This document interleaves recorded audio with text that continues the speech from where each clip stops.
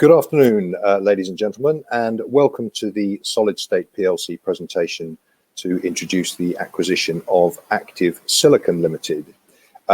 You will also have noticed that we announced the acquisition of Willow Technologies Limited yesterday, and we'll be covering the content of that acquisition in a presentation on Tuesday of next week, which I hope you'll also be able to join us to get that update. But to start with, if we could cover a couple of housekeeping items. Before we begin, we would like to submit the following poll, which you will see on your screens. Throughout this presentation, investors will be in listen-only mode. However, questions are encouraged and can be submitted at any time via the Q&A tab situated on the right-hand corner of your screen. Or if anyone has dialed in, please do send the questions through via solidstate@walbrookpr.com.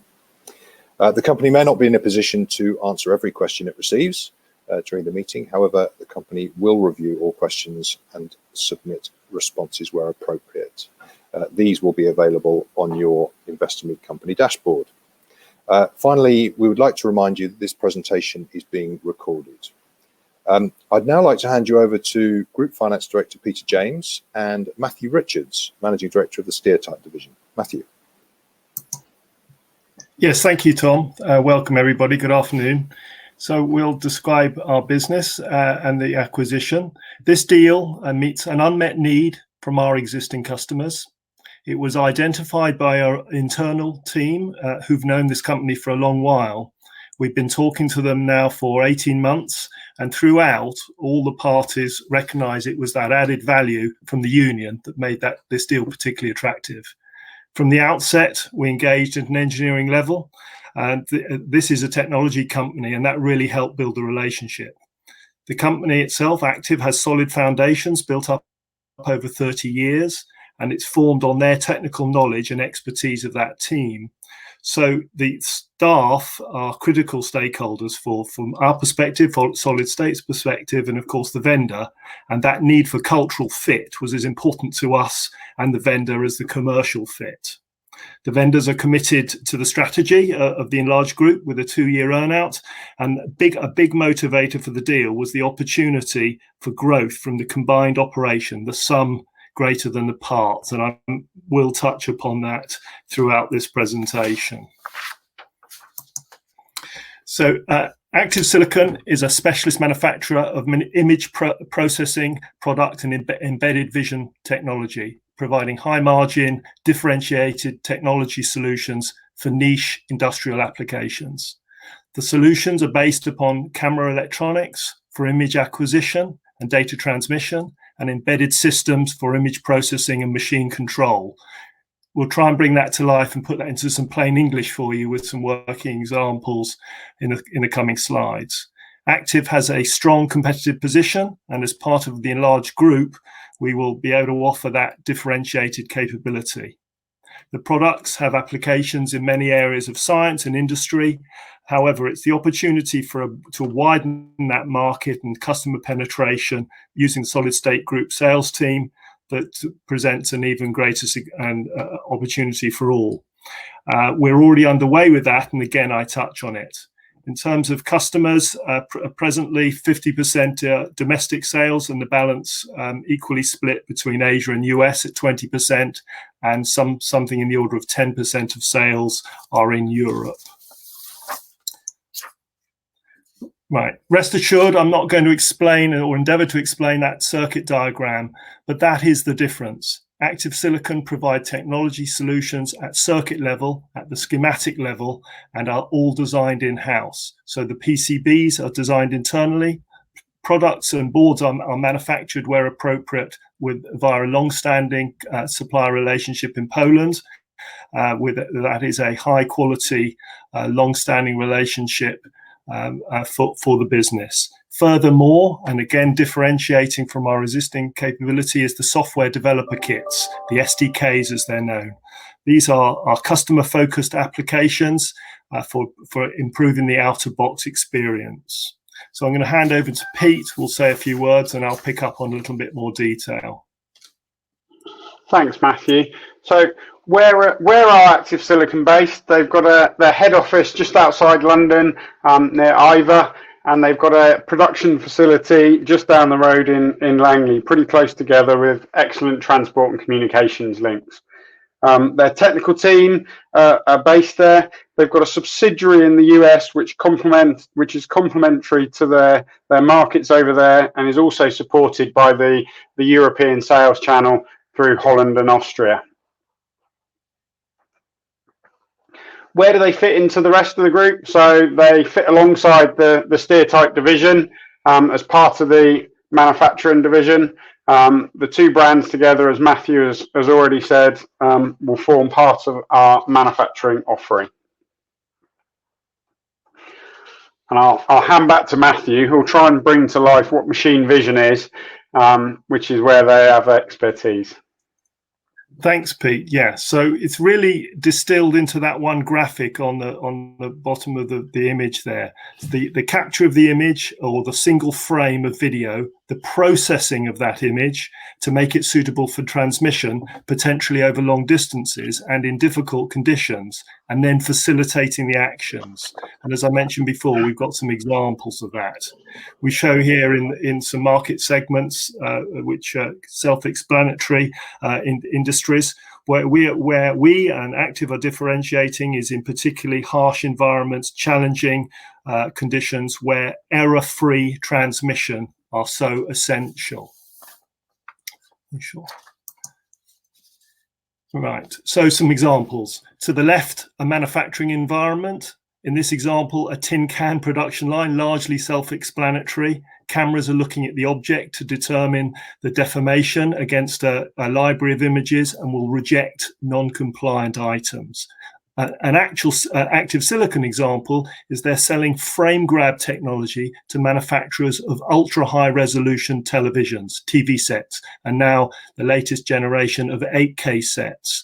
8K sets have 4 times the number of pixels as a 4K set, something in the order of 33 million pixels, and every one has to be checked.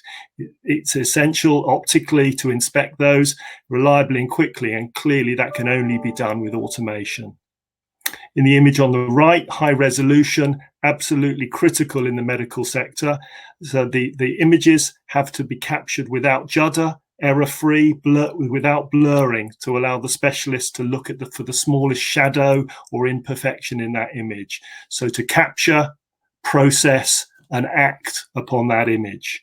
Active Silicon have customers in these spaces, particularly providing capture and image transmission, but also in this instance, they are also providing the embedded computing technology, which for a particular customer. That is not frequent for this company, and we actually hope we can expand the computer offering in that opportunities as they develop. Right, AI and at the edge. AI at the edge allows critical and time-sensitive computing to be done faster and often outdoors and in challenging environments.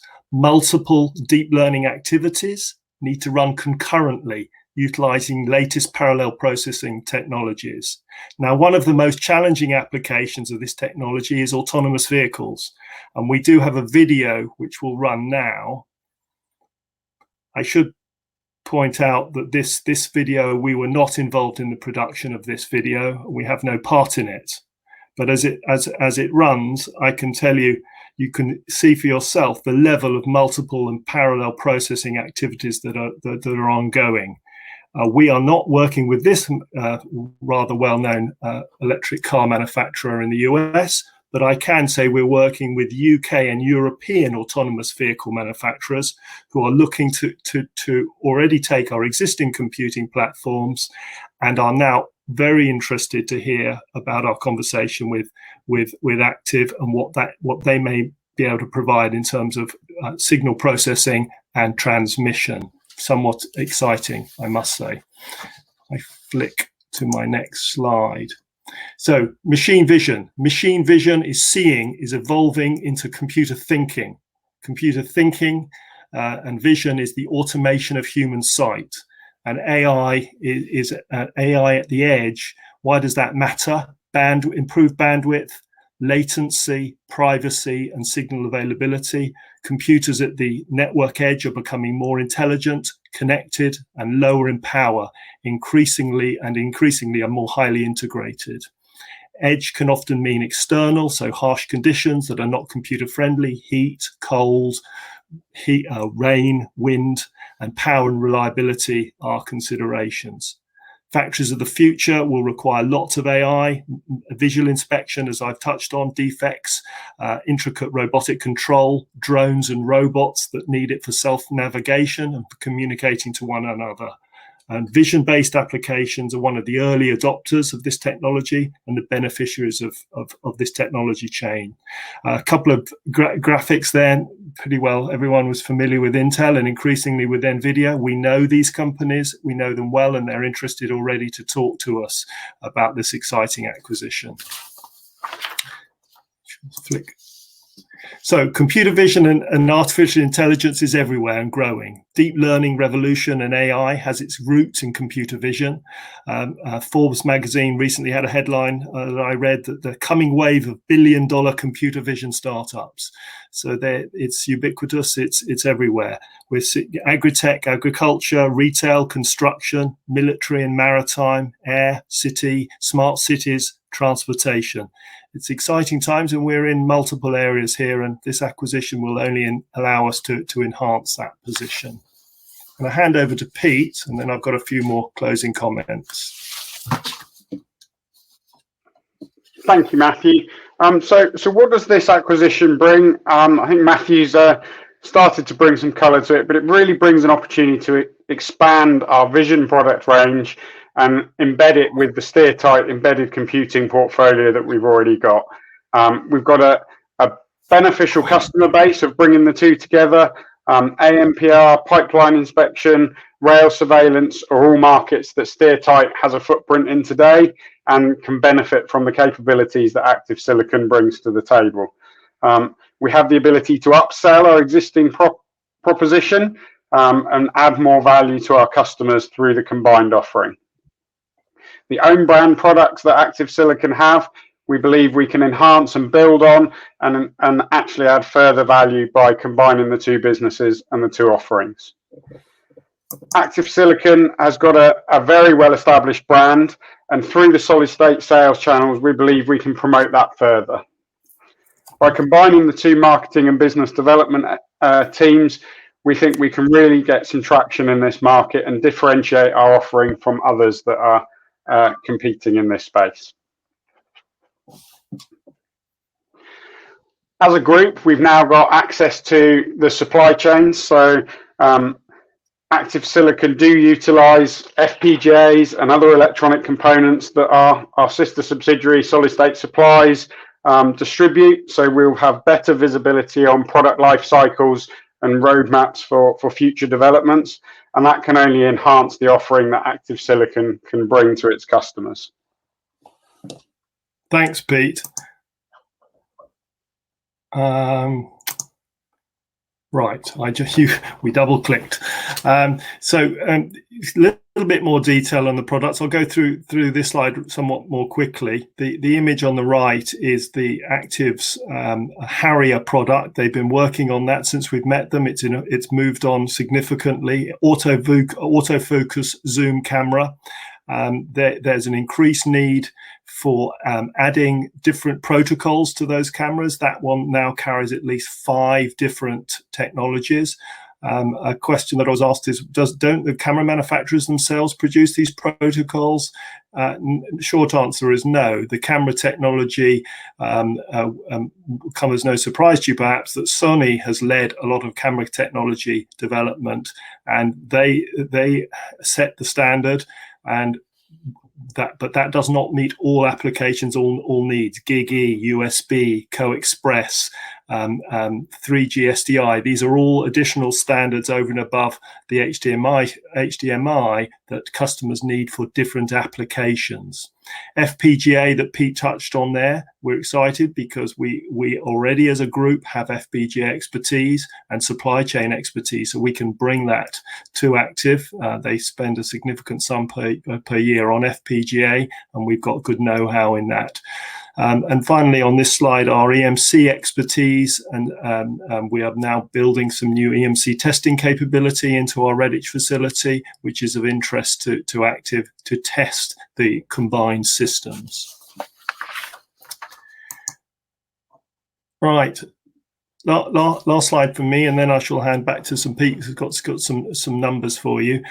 We had initially expected the corporation that would come with this acquisition through just extending the portfolio of products, putting some of our existing computing products into the Active portfolio, into the Active line, and did not expect the opportunity for added value from joint working to come about on day one. In fact, 3 or 4 days into this deal, we are already working on joint opportunities the existing team have already had technical conversations, so that we consider that we have met the original exam question that was set to us, is what can be the sum, or can the sum be greater than the parts? And we consider that the answer to that is yes. So Pete has a few more words on the numbers, and then we will wrap up with a video. Thanks, Matthew. So on to the sort of the numbers side of this, and I'm sure you've seen this in the announcement, but yeah, Active Silicon, like all businesses, has faced the COVID challenges this year. So their revenue is anticipated to be down on last year. However, the management team did take sensible, prudent steps to manage their cost base, and that's meant that they've continued to be profitable this year in spite of the significantly quiet period in the first quarter of the year. They've seen a strong recovery in the latter part of the year, which is really pleasing, and the opportunities that Matthew's already talked to highlight the greater opportunities that we see going forward. We've been cautious in the expectations of recovery, and you can see there that the analysts have incorporated revenue expectations of 5 million for next year and profit after tax of about $250,000. On those multiples, on those metrics, the deal multiples looks like about 11 times earnings, which for a technology company we feel is a very fair price. There's an earn out beyond that, and we hope if we can outperform those metrics in year 2, we should see that deal multiple fall down towards more like 8 times. So we're very excited about the prospects for Active Silicon, but also for the enlarged group. And we think their technology and capability really complements what we're doing, and will really differentiate us when we approach customers with this offering. We buy businesses with a plan to grow and invest. Matthew talked about the EMC chamber just a moment ago. You can see a picture of it on the bottom left-hand side there, being installed very recently in our Redditch facility. The team at Active Silicon are really pleased about that, and they see that as really valuable to their enhanced group offering and capabilities. So yes, there may be efficiencies and cost savings that can be realized, but they're relatively modest. The plan here and the strategy here is to invest in this company and really deliver improved yields and improved net profits by growing the business and seeing their operational gearing deliver better returns. So I'll hand back to Tom, who I think has potentially been collating some questions for us. Yeah, that's great. Thank you, Pete. Thank you, Matthew. So we'll actually look at a few questions ahead of moving to the video. We'll actually use the video to close out at the end. But if we could just turn to the questions, we've had a number of questions submitted ahead of the presentation, but please do continue to submit your questions using the Q&A tab situated on the top right-hand corner of your screen. I'd like to remind you that there is a recording of this presentation along with a copy of the slides, and we will be publishing the Q&A in addition, and these will all be available on your Investor Meet Company dashboard. Additionally, your feedback is important to the company, so immediately after the presentation and after the video that we'll be running, if you could, you'll be redirected for the opportunity to provide feedback, and if you could do that, that would be much appreciated. Looking at the questions, Pete, probably one for you to start with. How competitive was the bidding process for this business, and how long did the negotiations take? So Thanks, Tom. We've been engaged with this business for over a year, so prior to the COVID challenges. Clearly, it's a very strong business with lots of underlying technology and IP. But actually, probably equally as important to the vendors was the cultural fit and the opportunity to form a really good partnership in terms of technologies and capabilities. So whilst there were other businesses that were potentially courting them, the offer that Gary and Matthew put forward was a very good fit for the team, and they saw great opportunity to grow the business together. So I think the process was relatively quick once Gary and Matthew had their initial engagements, but as a result of COVID, it was somewhat protracted. But I think there was a pretty clear view that this was a good partnership from the outset. Great. Yeah, I should add that they considered and rejected a European offer in the early stages when we were talking to them for those reasons. Yeah. Okay. And Matthew, maybe one for you here. This is two questions, in fact, which largely overlap, so we'll combine them. But they're questions in relation to the context of the company and its scale. Can you give some context around the scale of the company? How many employees, locations, numbers of customers, etc.? And the second part of that question is, how many key employees are there and how are they tied in? Right. Number of employees is in the 40s, low 40s employees. The majority of them are either based in or based out of or literally work out of the Ivor Langley operation. So Buckinghamshire, just west of London, at M40, M4, M25 kind of zone. And that is the head office, and just down the road is the production area. They have a very strong sales individual based in Europe. He's Dutch, and another salesperson, a Chinese-speaking individual who lives in London and services, by, as no surprise, the Asian market. They've got sales and marketing skills as well, who are home working presently, as many of us are. The key individuals, Pete will probably help me out here. I'm going to say 6. The original 4 shareholders and at least 2 others. I think I've got 6. I mentioned it. They are critical. They are critical individuals, but it isn't down to one individual. And I might say, and when I was involved in the due diligence, we talked a lot about that. The skills do run deeper than just 1 or 2 people. That said, the original shareholders remain highly engaged in the business, and it is our tradition, it is our reputation that we keep people with the businesses for as long as they want to stay, and I would expect that to be the case. In terms of, perhaps Pete, you can help me out on in terms of how we are attracting them to stay. Yeah, so in terms of the wider employees, the culture, the approach of the organisation, we have an all-employee share plan.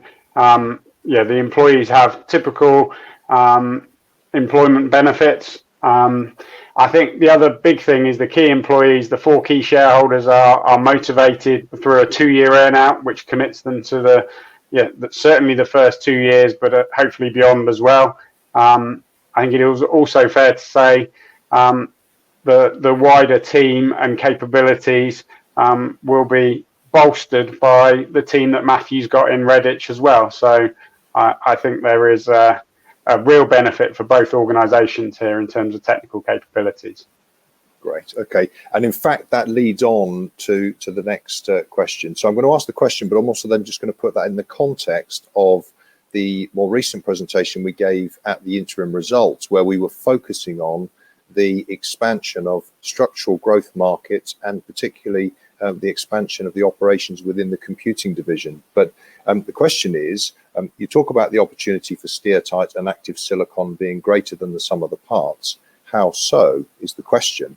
But of course, you've touched on this very slightly in the presentation already, but can you possibly expand on that a little bit in terms of the end markets and the overlap between Active Silicon and computing? Well, if I take it first from a numbers perspective, and then Matthew can maybe bring it to life in terms of markets and what have you. Active Silicon do, as you saw on some of the images, at the board level, and their boards might be hundreds of pounds or low thousands. The embedded computing that goes behind those is where SteerTight has some real expertise, and those products might run into several thousands or even low tens of thousands depending on the application. So the opportunity to cross-sell and sell a solution rather than just part of a solution is clearly a very significant opportunity to realise. There is limited overlap in terms of the customers to date, so the opportunity straight off the bat is there. That said, the existing customers have got designed in solutions, so these things do take time, and I think my sales colleagues will echo that very loudly. But yeah, clearly having the capability to service both parts of the solution is important to us. Yeah, I can pick up on that with a specific. One of the structural growth markets we've been targeting is transportation. We have, when I say we, the existing business has an existing relationship where we're presently delivering on to supply embedded computers. There's a certain amount of customization and certification to meet the particular customer requirement in this rail application, but they have already now come to us with a new program which requires a significant level of additional customization, a custom baseboard, and some configuration for graphic processing, again in a rail, in fact a surveillance application, AI in fact. Now here we could not, my team have already said we couldn't have taken this on with our existing skill base. Active didn't know about the opportunity. It isn't naturally something that they would have been identified as a supplier of. But bring the two together, our reputation, our long-standing relationship with this very significant customer, and the Active's ability to deal with the data processing, custom board design, calls have already been made on that opportunity. So that is, perhaps I didn't bring that across as well as I might, but that is where your 1 and 1 is more than 2. It is absolutely creating new business over and above. Great. Okay, that sounds very encouraging. One quick question on integration risk. Do you see any potential integration risk when bringing this business into the fold? I'll kick off first, Matthew, and you can chip in. I think whenever you acquire a business, there's always integration challenges. But I think as a group, we've done 12 acquisitions now. And there's a lot of very good experience from Gary as CEO to Matthew and the wider team, including myself. So I think those risks are there, but they're well managed, and we think we can do a good job of it. I feel positive as well. We've already had, these days we have to do it by Zoom or Teams, but we've already had employee meetings. I hosted a meeting with 38 people, I think, from the company with fantastic take up, and I got some good feedback from it. We play a long game here. By definition, the 2-year earnout means that we're not going to do anything radical, but actually there's tremendous value. I consider that Active punch above their weight. That brand is strong. And we don't always retain the brand, but I don't be surprised if you continue to see that. We're going to use that as our channel for our machine vision and AI product line. And that, people are proud of that. That's 30 years of work to develop that brand. And the fact that we've shown respect to it has already stood us in good stead. So there is opportunity. Pete alluded to it earlier in terms of facilities. There is overlap. But they have some best practice. They work to medical grade standards, so we will not be rushing to make savings because that might put the business at risk. So in short, I don't see significant risk. Super. Okay, great. Well, look, we've got one last question, which is a perennial investor favourite, and then we'll move to wrapping up and the video. One for you, Pete. How will Active Silicon joining the group affect your margins? So Active Silicon is a high technology business. Their gross margins are pretty strong. They're circa 40 to 50%.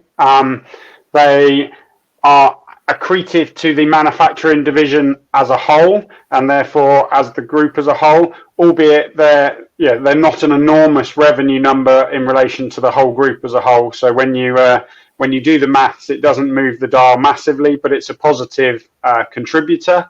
I think it's fair to say that the net margins in this COVID year are a little lower than the management team and we would like, but we see real opportunity to invest in this business, grow this business, and that will see the net margins recover back from the sort of mid-single digit towards the double-digit margins that our manufacturing division deliver under Matthew's stewardship. So I think there's real opportunity to add value to this business by the combination of the two, and hopefully earn the vendors their earn out by a good team effort.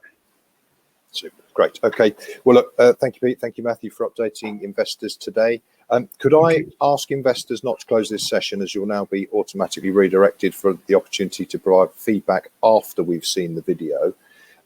If you access this meeting from the website, the feedback page will appear. If you accessed it from the link sent by email, you'll be asked to log in to submit your feedback. If anyone has any further questions or would like additional information on Solid State, please do get in contact via solidstate@walbrookpr.com. Many thanks for attending the presentation. I hope this following video will give you a little bit more of a flavour of the active product set, and I hope also that you might join us next week when we give you an update on Willow Technologies, where we'll also be speaking to Gary Marsh about the slightly broader group M&A strategy and its rollout. Many thanks. Mark, could you play the video? Active Silicon has developed a robust solution for long-reach HD digital video transmission in real time. Harrier series products are ideal for any kind of pipe inspection, from sewers to pipes in industrial applications. At only 45 by 38 millimeters, the Harrier 3G SDI camera interface board is the smallest and coolest running board on the market. It guarantees real-time 3G SDI or HD VLC output and high-quality analog video, which can be accessed simultaneously. The output image aspect ratio can be 16 by 9 or 4 by 3 to avoid image distortion. The Harrier board fits neatly onto Tamron cameras, as well as other autofocus zoom cameras. This compact combination is the only solution for replacing legacy Sony FCB cameras. Cables can be either copper cables, including twisted pair and coax, or fiber optic. Harrier products enable remote viewing of HD digital video up to 700 meters using copper cables and many kilometers with optical. Multiple slip rings may also be used. When using HD VLC compression technology, the digital signal is encoded for long-distance, high-quality transmission. Active Silicon also provides the Harrier Sdi Adapter, which converts the signal back into HD SDI, USB, or HDMI, ready for viewing on a monitor or processing via computer. The Harrier 3G SDI camera interface board, combined with the SDI adapter, is the perfect solution for long-reach, real-time, high-definition video transmission.